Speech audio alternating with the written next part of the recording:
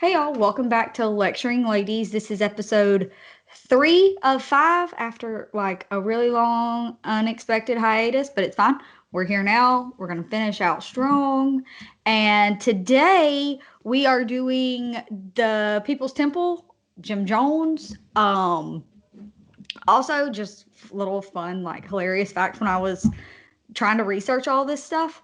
I kept, just like Googling Jim Jones because that's it. Anyways, I was listening to podcasts trying to like find or like hear more stuff. Anyway, whatever. I ended up listening to a whole podcast about Jim Jones, the rapper, because it just popped up and I clicked on it and I was listening and then I got like interested in it. So I know about both Jim Jones now. But this is about Jim Jones and the People's Temple. Um, James Warren Jones was born in May of 1931 in Crete, Indiana. His father was a World War I veteran, and his mom was, like most moms in 1931, just a mom. She would stay at home, do all the things. Um, he was of Irish and Welsh descent. He at one point claimed to be Cherokee, but pretty much everybody has said that he wasn't. He just said that. Um, in 1934, his family had to move due to like economic hardships from the Great Depression. They moved to like this shack and that had no plumbing, very poor upbringing. Um, Jones was remembered by like acquaintances of his youth as like the weird kid. This is where those red flags start coming in. Did He he also kill little small animals? literally the next sentence, Emily. Oh, sorry. He killed small animals and held funerals for them. It started that he would hold small funerals for dead animals that he found, but then he ran out of animals to bury, so he just killed them. That way he had Maybe more he should animals. have just become a mortician. Maybe. There's lots of different ways we could have gone here. Um, he was always interested in religion as a young child, but not really in interested in religion is probably not the best way to put it. Interested in religious leaders is probably a better way to put it because he was interested in the power and the respect and the attention that religious leaders got, but he didn't really care about actual religion. He studied everybody from Gandhi to Adolf Hitler, Karl Marx, Joseph Stalin, like more bad guys than good guys, but a couple good guys in there as well. I was about to say, I'm missing the religion part of that. I'm just hearing. Yeah. And he started to like at a fairly young age. Some stuff says like 9, 10. Some other stuff said like 12, 13, 14. Either way, you like preteen to very young teenage years started developing like a strong group of friend followers. Um so like Foreshadowing. yes. So like young kids that would like just kind of follow him around and do whatever he said and like kind of like he had his own gang sort of, Okay. I guess. A little Um gang. they didn't really do anything, there were, so that's good, I guess. There was no like young 9-year-old 1940 gang violence. So that was good. But That we know of. yeah, he did. So from an early age, he has kind of learned how to manipulate people and how to get people to do what he wants and pay attention to him and put himself in a position of power. He learns that at a very young age. His home life is like kind of volatile. His parents end up getting a divorce in the late 1930s, early 1940s, somewhere in there. And he moved with his mother to an even smaller town in Indiana. And at this point, okay, so he has his little following, right? And he has a best friend who's like his number one guy. And he's like, okay, I got to move away. He's kind of panicking about leaving his following. So he holds his best friend at gunpoint and tells him he has to come with him. What the fuck? When the best friend And they're like 12-ish? yeah. So the best friend refuses, runs away. Jim shoots at him. Doesn't shoot him, luckily, so that's good. But shoots at him because he decided he didn't want to, move away with his friend and not his family. So there's some early red flags. And See again when he's like his best 13 at this point. 12, 13 at this point. Okay. So young, Yeah. So he moves with his mom to another town in, I think it was Richmond. It was another small town in Indiana, not far from where they live, but whatever. He started working at a nursing home hospital to kind of help support his mom, support himself, yada yada yada. A whole bunch of old people didn't start dying. Okay, so no, not exactly, but he does have an incident at the hospital where he is accused of manhandling a patient who's in traction while he's dry shaving him, and he gets cut pretty badly, requires stitches, yada yada yada. But that's the only reported incident I could find of actual harm to human beings. He started gathering kind of followers at this place too, his friends and stuff. He would get them to come work there with him. And one of the podcasts I was listening to that's just called Cults that kind of goes over all different ones. It's really good. You should listen to it if you ever want to.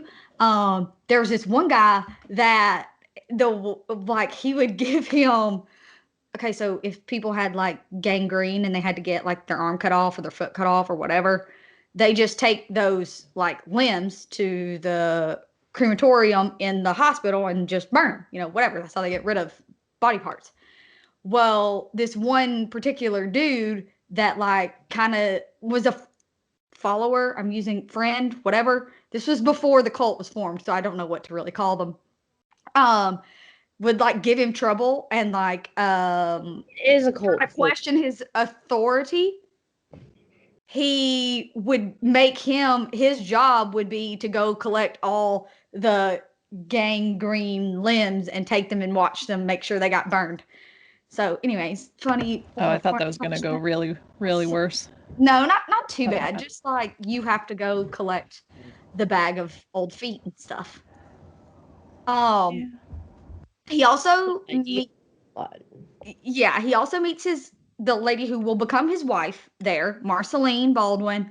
They meet in 1948, I think, and by 49 they're married. And she stays with him throughout everything, which is important to note because there's a lot of things. She dies with him eventually, and till death do us part the whole way. I appreciate a ride or die, but maybe not quite that literally. So they get married in 1949. They move again to Bloomington, Indiana, another town. He starts college. When he starts college, it's Indiana University, Bloomington. When he starts college there, he goes to a speech by Eleanor Roosevelt. He goes to watch her speak. And she talks about the plight of African Americans and how important the civil rights movement is. And this is where Jim Jones will pull you in and be like, oh, he's kind of a good dude. Because that was his platform. His beginning platform was civil rights. He wanted to found a church that was already integrated. So everybody was on a level playing field. And they were a community. This all kind of came out of attending communist church, but he was very, very adamant that he was not a communist. He was a communalist. I'm not sure what the difference is, but there is one, I guess. Because he started attending this communist church or meetings of the Communist Party, in 1950, 1951. Communists let you have religion, but that might just be Right, that's what I wrong word. It's just he makes his own rules. So communist, but the religious version. So let's make the best of both worlds. Yes, because you're looking for, I got something for you here. Exactly. He's big on like, there's no singular property. You got to get rid of all your shit before you come here. Because we share everything, bro. Husbands, wives, houses, food, the whole nine. We share everything. So in 19... No.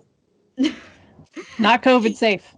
In 1951 is when the like acknowledged cult People's Temple is formed. It's got kind of like Emily said, it's got a little bit of everything. He has the blessing of some poor Methodist preacher, pastor, whatever, that has kind of like sees the good in what he's trying to do and is trying to help him form a church, but then it goes way left. So bless that little man's heart for, seeing the good. But so it takes a little bit from the Methodist Church. It takes a little bit from the Communist Party. He takes a lot from the Civil Rights Movement. His church is immediately integrated, and we're off to the races, so to speak. He sees someone faith healing, and so he decides like, that guy got like a ton of attention, so I'm gonna fucking start doing this because everybody paid attention to that guy. So he starts faith healing. That's why we still have a pandemic. We don't have enough faith healers now. Maybe that's it. So he starts faith healing, and he starts like, okay, so bring Beth up. She's got cancer and she's really sick, and we're going to just pray over her, and I'm going to pray over her, and then I'm going to pull her tumor right out of her body right here in front of all you guys, and I'm just going to pull it out, and then she's going to be healed, and then we're going to go on about our business. So that's what would happen, except for the tumors were actual tumors, but they were animals that they kept in jars backstage, so he could just like go grab one, pull a little tumor out of his coat pocket, and be like, I just pulled this out of Beth, and poor Beth here just wants to be healed, so she has believed herself that he really did just pull this out of her body somehow. So even if she remained sick, like it remained ill, no, doctors are saying you still have cancer, she's like, no, honey, you don't understand. I was healed. I saw the tumor be pulled out of my body. I saw it. This guy's just a bad magician. Oh my God.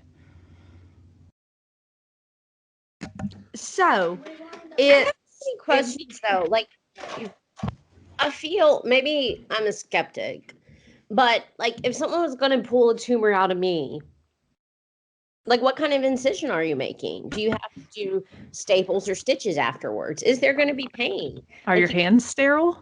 Yeah, like you can't just, even in the 40s they knew about that shit. So yeah, so what happens if I have mets, like to my bones? Are you going to pull all of them out, or you just have to pull a little bit of a tumor out and then like the rest is magical? Did he just like reach in their mouths? I also have questions I don't think I want the answers to, actually. It was we were heavy on the faith part of the faith healing, because there's no answers to any of these very valid questions. There's like zero healing, 100% faith. Yes, because we don't know why Beth believed that she was healed when this tumor got pulled out of, her ear. I could almost believe, Jimmy Boy in row 120 back there thinking Beth got a tumor pulled out of her, maybe. But like Beth herself, you feel like would notice that the tumor was not actually pulled out of her. Maybe Beth like really trusted that uncle when she was little that always pulled the quarter out of her ear, and she's like, oh, that's how that works. She's just really gullible. Real good chemo drugs at that point, and Beth. Well, I mean, people were doing meth then, like, and heroin, like, from the doctor. That was before, who knows? There was cocaine in the soda, I'm really sure cocaine was still in Coca-Cola in the 50s. Yeah. I think so. I don't know. Actually, no, they definitely did still have amphetamines, because that's like what my grandma used to, like her little, like, what is it? The little yellow pills, the Rolling Stones song. Like, apparently that's what housewives, why they were always so happy in the 50s and skinny. That was their diet pills. It was just amphetamines. Yeah, they were on drugs. Also, speaking of drugs, Jim Jones was on drugs. Quaaludes were his favorites. Oh, wow. Him and Bill Cosby. Yeah, Quaaludes were his favorite, and his drug addiction started around the same time as the People's Temple started, and it kind of grew as the temple grew. So a lot he had towards the end, he would like pass out because he was either like withdrawing or he had given himself too much and like almost OD'd, blah blah, whatever. But there would be times where like he would pass out and his members of his congregation, like the upper leader people, would like give him a shot of whatever drug it was he needed at the time. And the rest of the congregation was convinced that that was actually what was connecting him to God. So it was fine. Oh. But only he can do drugs and only he can drink. Not y'all. Because again, that's how he connects to God. So lame ass cult. Well, okay, so not the same, but in like Catholic and Lutheran, I'm sure like Episcopal churches and stuff, the communion wine at the end of the service, the priest or pastor, whoever it is, has to drink whatever wine is left in the chalice because it can't be returned. Like, so they either have to drink it all or pour it back like directly in the earth. Most churches have something that goes like directly to the ground. Yeah. Because like you can't just throw out communion wine because that's Jesus's blood. So not the same, but also kind of like that person's special. They get extra servings. Yeah. All you people just get a little cup. Hey, there's lots of that. So again, he kind of starts out as like all civil rights is his platform to the point where he becomes like very involved in local community and like has politicians and civil rights leaders, and he's very involved with the NAACP and the Urban League, and he's respected in that realm because again the People's Temple is very small, and of what people know of it, it's just these really nice people who want to make sure everybody is treated equally and they want to share everything with everybody, peace and love and stuff. So that's going on. He's helping with the civil rights movement. Him and his wife start what they call the Rainbow Family. They adopt several non-white children. They have a couple children of their own. I mean, they have like, they adopt an African American. They adopt a child, Agnes, that was part Native American. They have 3 Korean American children. Like, just rainbow family. So around this time, we're in like 61 now at this point. Around this time, he goes to Brazil and to Guyana, and which at the time Guyana is a British colony still. It's not free at this point. And he buys like a small, or rents a small home. He studies the local economy. He checks out like the surrounding areas because during the cult was started in Indiana, and the ultimate goal is for them to move off somewhere and be on their own in Jonestown. Because they are, the chosen ones. Eventually, the earth, according to Jim, is going to fall into nuclear warfare. So they got to all be together, and he's going to find them the spot that's going to keep them safe from nuclear warfare. So he's going out and doing that. Okay. So he goes down to South America, checks that out. He's like, okay, that may be like good long term, but for right now, we're just going to move to California. So let's just do that. It's easier in the country. So let's just move. So they have this mass migration from Indiana to California. They set up shop in Northern California in like.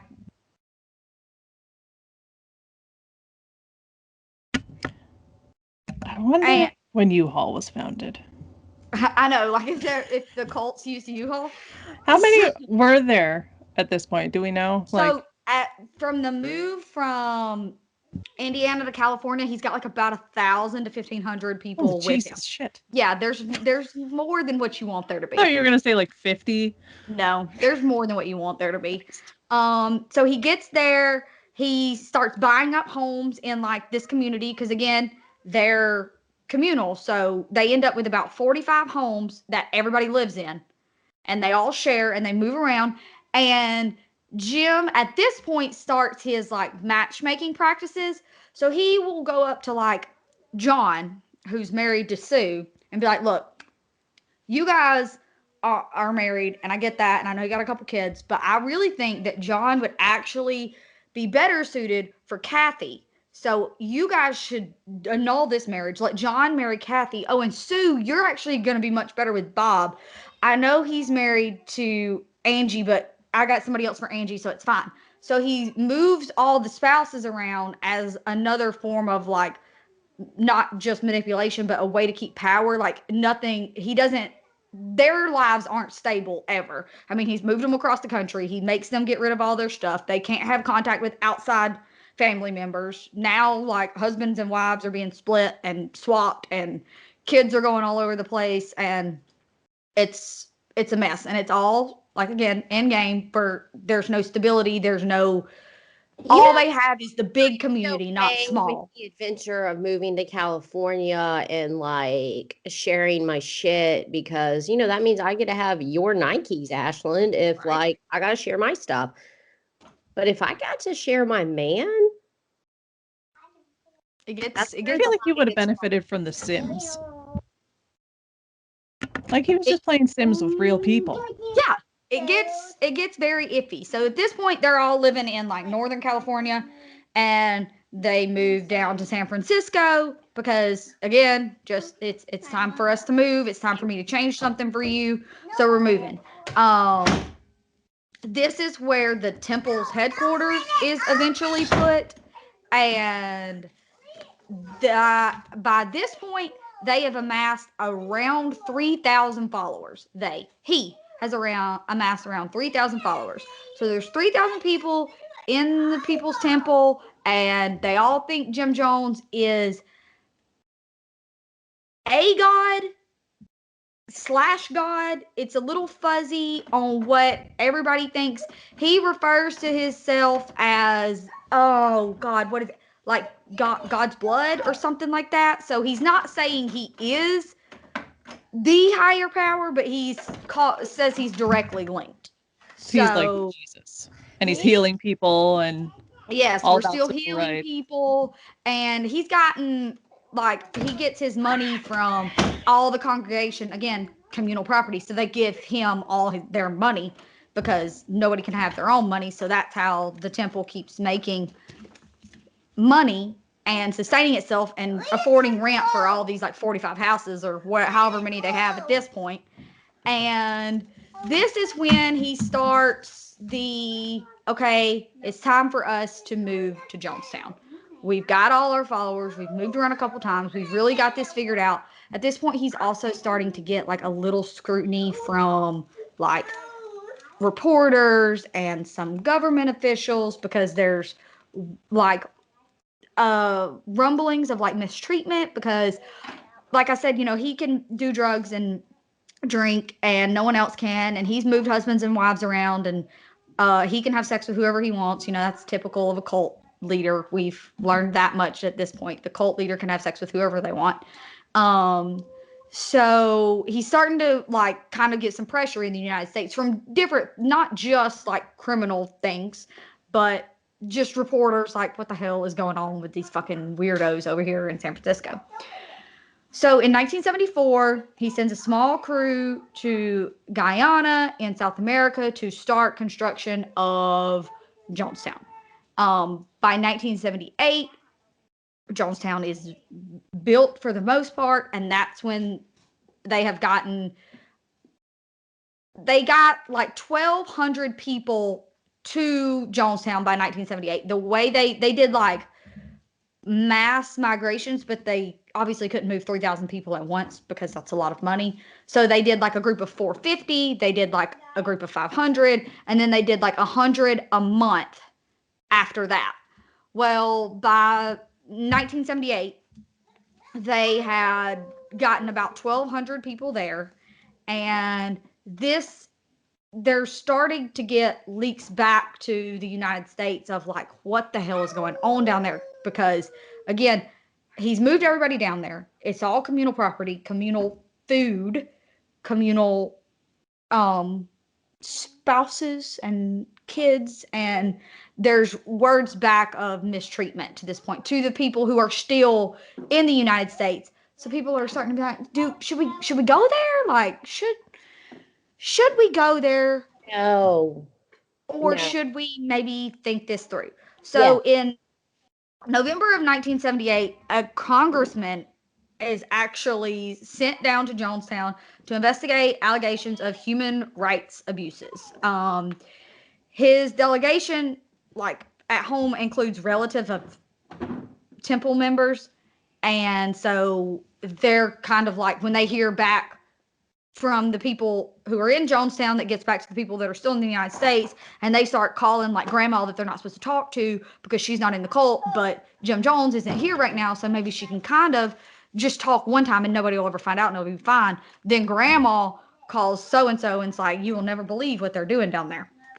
So they go, they start checking everything out. They are welcomed into Jonestown, like, hey, come look, come see what we're doing. It's great here. We're sharing everything. We're growing food.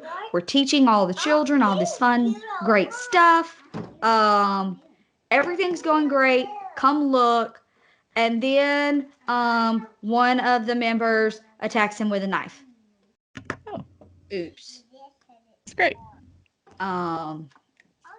That was Someone Like someone that like 1,000 people view as kind of a god with a knife. That seems like not smart. no, the congressman gets attacked Oh, one of the followers. Yeah, okay, sorry. So the congressman's down there. He's welcome. they attacked Jim Jones because I was picturing like all these people, Like a Julius people like Caesar type just situation. destroying the entire entourage. So he comes down and they're like, look what we're doing. Look, everything's fine. There's no human rights violations here. Everything's going great. Look at us. perfectly sane. And then he gets attacked by a person with a knife. So that same thing goes kind of right out the window. So they, at this point, they interview some members. He gets attacked by the knife. They've interviewed some members. 15 people have been like, he's fine. Yeah, he didn't like attacked, but not injured. So no big deal, I guess. Flesh wound. Yeah. So at this, they've also talked to people. 15 people have been like, bro, get me the fuck out of here. Okay. So they go and the congressman's gonna leave. These 15 people are gonna leave with them. Jones can't really like throw a big fit or do a big thing about a defection when there's like this investigation thing going on. So he's like, okay, see you later, guys. Y'all can go on and go. At any point. Yeah, see you later. So they're all getting back on the plane to come home, and Jones sends in armed guards to shoot them all. And because he really doesn't do well with defection, actually, but he again just has to kind of act like it's fine. So 5 people are shot and killed. If you're gonna do this though, you gotta get them all, bro. You got to do the whole thing. No one can come back from this. If you're gonna do this, like blow the fucking plane up. Yeah, I mean, like I think we can do violence, but if you're gonna do it, do it. you got to go Pablo Escobar, where he blew up the jet plane of like 300 people to make sure he killed like those 4. Like you gotta get the whole thing done. Yeah. So the Mark was like, "What psycho?" No, I'm trying to think. Like, I guess they would have had to get jobs. I'm just trying to think where his money came from while they're down there. Like, I know they were giving him their money, but where did their money come from, and how did he? Okay, so it says, I think by the time they got down there, they probably were operating. I mean, I'm sure they had to have like some cash, but they're trying to kind of depend only on themselves. So, like, after everything's built, they're farming their own food. They're farming their own animals. Like, a lot of that stuff is self-sustaining. Yeah. Before, a lot of the money they used to build the place, he said they're like everybody gave him his money, but the older members, so like people who got like Social Security checks or anything like that, They signed them over 100%. Whereas, like, the younger people, they'd go out and do their jobs, but, like, they did get to keep a small amount for themselves. So, like, it's like an 80-20 situation. So, like, 80% goes to the cult, and you get to keep, like, a little bit in case you want to buy, like, a shirt or something, I guess. I'm not really sure how cult finances work, but the younger people did get to keep, like, I say younger people because I'm referring to Social Security. Doesn't necessarily mean it's only for younger people, but the people who were getting Social Security checks from, like, money from the government, those were going straight to Jim Jones, the whole thing, just right to him so he could sign them and get the money. So back to this airstrip, his armed guards go in. They're called the Red Brigade, by the way, because they needed a cool name. So they go in, they shoot everybody, they kill 5, including the congressman. There's a photographer for the San Francisco Examiner that was killed, and one or two members of the temple that were leaving with them were also killed. A future woman, Jackie Spear, actually survived the attack. A couple of Ryan's staffers survived. A few more reporters, photographers for different news agencies survived. So when they come back, they tell everybody, like, y'all will never believe the shit that just happened to us. Tell the whole story. At this point, the United States government, I'm not going to even try to understand or attempt to explain why they have jurisdiction over this place, but basically because it was all American citizens and it was considered human rights violations, and then there was also defrauding the government with those Social Security checks. They could go in there and, like, do their Probably Britain was like, we don't want no part of this. Y'all handle this shit. Yeah, like, yeah, they're probably like, we don't want this mass of crazies that are fucking like scamming people and, like, fucking shooting everybody. We don't want them in our country anyway. So exactly. So all that shit happens. So we kill all the people at the airstrip. Those survivors are going back. While the survivors are going back to tell everybody and send the law enforcement back down, back in Jonestown. So all this is happened simultaneously. The survivors are going back, telling everybody they're getting people to come back to be like, okay, we got to arrest you guys. In Jonestown, there's 909 people here still at this point. So 300 roughly are kids. They all take cyanide to die to avoid Jim Jones being prosecuted. But to them, he had convinced that the end times were coming. That nuclear war that we talked about, it's coming back. It's coming now. Has nothing to do with the fact that he's probably going to go to jail. That's not it. It's the nuclear war that he's worried about. And what he doesn't want to happen is for them to suffer any of the, radiation or the horrible things to follow. He's looking out for them. And the way we do this is we all just kill ourselves. I thought Jonestown was supposed to be the safe place from all that stuff. Right? There's a lot of, like, crossed hairs here. Well, I guess applying logic to these things is not going to get us anywhere. And got grandma on our trail, and now the nuclear war followed us, Marla. Maybe that's it. Because it's not Jim Jones' fault. He tried to make you safe, and you fucked it up. There's a couple of different sources that say at one point he said San Francisco was the safe place. But then when they're in San Francisco, he's like, nah, shit, we got to fucking move down here. So,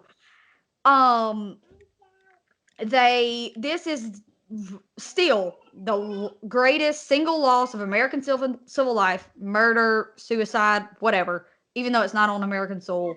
Until September 11th, it's still the largest suicide. And when this all happens and the FBI finally gets down there, they discover an audio recording of the mass poisoning. So they can listen and hear Jones tell the temple that the Soviet Union would not give them passage because, after he shot all those people, he was like, they're definitely going to be coming from us, but Russia loves us, communists, whatever, we're going to just go there. so it'll be fine. Well, The Russians are like, what? You're So- too crazy for the Russians? You got a problem. So we got a few stories going on here. So we've got the Russians won't let us in, so we got to kill ourselves so the police don't come.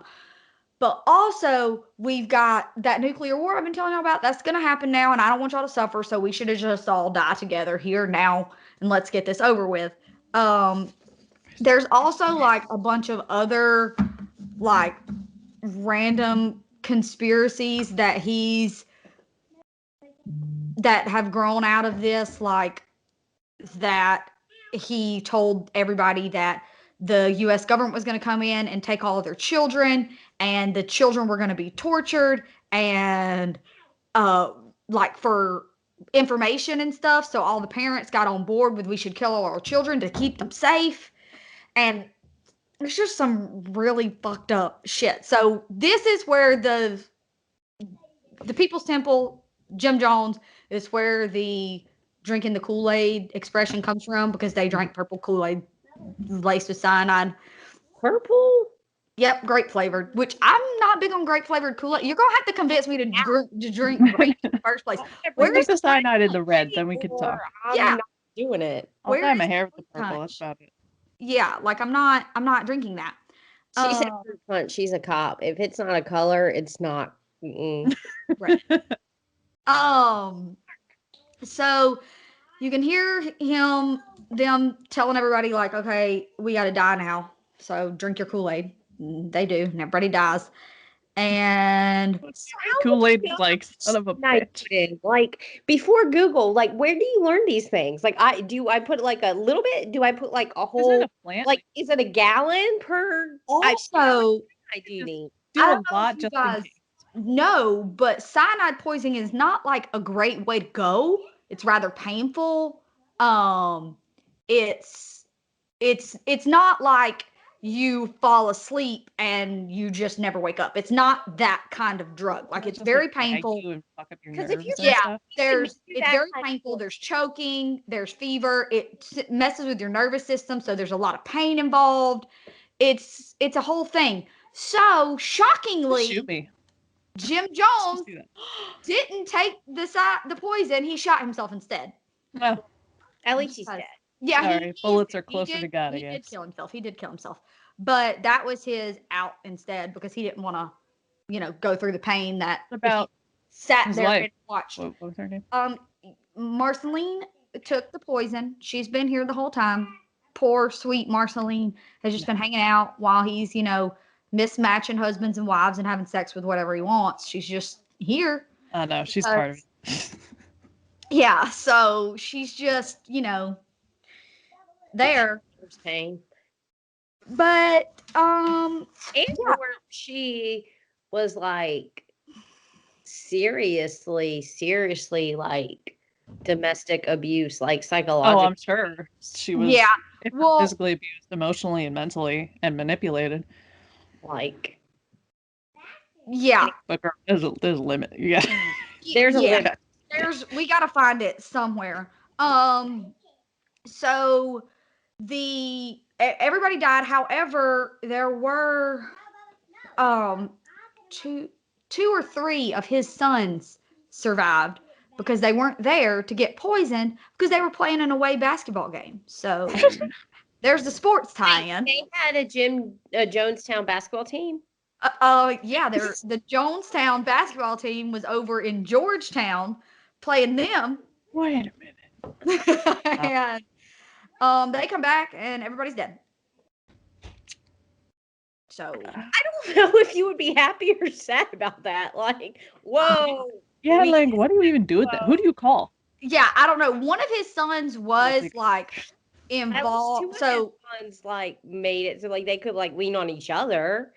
yeah, one of his sons was though like kind of I think it was an older one. Steven was like accused by local authorities of like being involved, like you helped poison all of them. But he was like, no, bro, I was playing basketball. Like That he still could have set it up. not me.